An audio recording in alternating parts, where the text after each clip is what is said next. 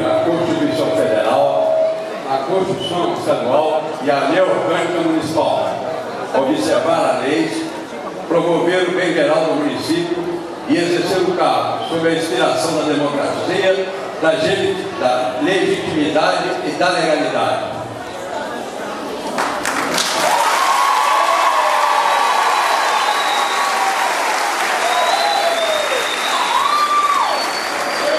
Pedimos à vice-prefeita eleita que se dirija à mesa e que o diga em voz alta na forma da Lei Orgânica Municipal o termo de compromisso.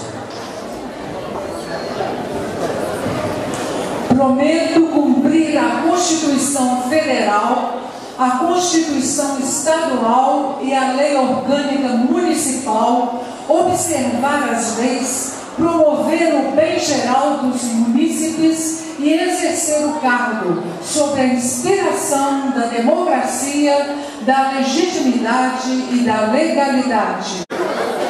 Termo de posse. Ao primeiro dia do mês de janeiro do ano de 2013, nesta cidade de São João Nepomuceno, estado de Minas Gerais, foram empossados o prefeito municipal, senhor Célio Figueiras Ferraz, e a vice-prefeita, senhora Dulcinéia Regi Barbosa, após prestarem o compromisso previsto no artigo 83 da Lei Orgânica do município de São João Nepomuceno. São João Nepomuceno, 1º de janeiro de 2013. Feita a leitura, convido aos senhores prefeito e senhora vice-prefeita, respectivamente, para assinarem o termo de posse. Coisa boa!